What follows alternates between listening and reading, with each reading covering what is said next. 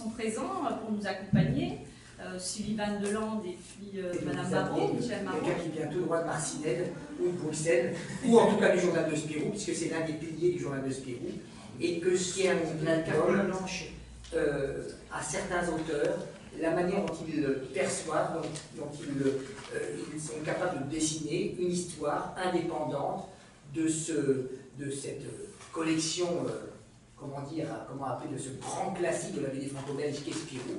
Et donc voici 3 semaines, et bien Benoît a sorti sa vision de Spirou, mais aussi de Fantasy. Moi, je n'aurais jamais imaginé être amené à faire une bande dessinée pour expliquer ce que c'est que d'être artiste contemporain maintenant, avec une chercheuse au CNRS, une grande société de l'art, voilà, qui ont un point de vue. Et moi, ce que j'ai choisi, c'est donc mettre Spirou en face de femmes qui sont des femmes modernes, des femmes indépendantes, qui ont leur métier, qui sont des costauds, des petites, des grandes.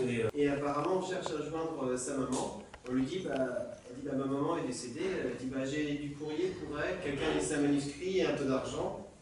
Et elle, on ne va pas trop nous la présenter. Il semble qu'elle est à un moment de sa vie où elle se pose trop quoi faire.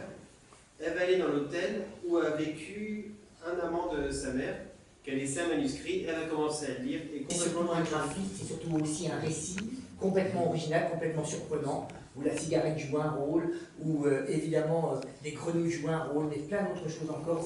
C'est un super album, vraiment excellent hommage de un tremblement de terre invraisemblable au Pérou, des milliers de morts. L'information, elle arrive en France, elle arrive dans un foyer, et il apprend à son père et à sa mère qu'ils ont adopté une petite fille. Cette petite fille, elle vient du Pérou, issue de ce drame, sauf qu'elle va venir complètement chambouler la vie de ce couple. La sélection est toujours aussi bonne et le vote aussi dur. Merci.